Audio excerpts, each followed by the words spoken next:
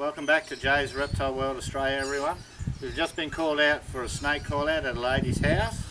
She actually has it trapped under the bucket here. We aren't quite sure what it was.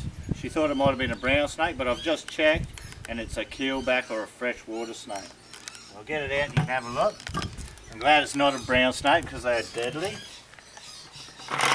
This one here, it's a little freshwater or keelback snake. You can see why they call them a keelback. So they have all the keeled scales.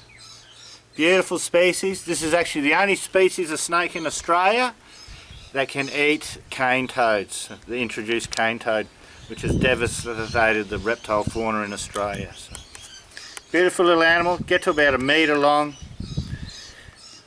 live largely around freshwater creeks, swamps, that sort of area. So, see a beautiful animal there. So, if it was an eastern brown, he would have orange blotches on the belly there. As you can see, he's got a clear belly. So, short little tail, keeled scales. There is another species of snake in Australia known as a rough scaled snake, and they're deadly poisonous. The difference is, you can see the side of the jaw there, it looks like a smile. The keelback has a smile in his jaw, whereas a rough scaled snake, the jaw will go straight across.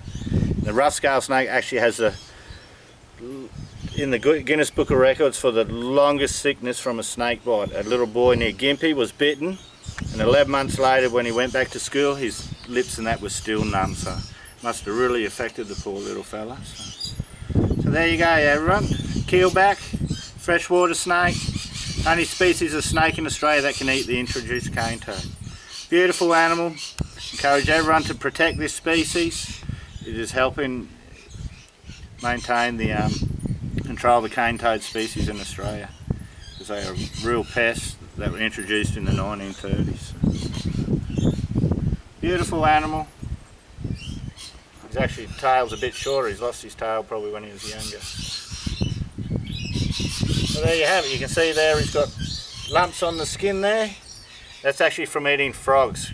Keelbacks and common tree snakes, which we'll catch one soon, they actually eat a lot of tree frogs, and when they eat the frogs they get the parasitic worms under the skin. You can see there, little parasitic worms under the skin. So only frog eating snakes actually eat that.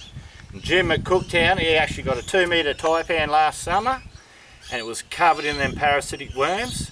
So the taipan must have been feeding on frogs its whole life, which is quite remarkable, because most coastal taipans will feed on mammals their entire life. So as a juvenile, it must have prey implanted on frogs and continue to eat them the whole life. So there you have it, your keelback freshwater snake. I'm happy it wasn't an eastern brown this size, because it would have been really hard to handle. Well, that's it, everyone. Press like and subscribe, and we'll see you next time we have a call out. Bye for now.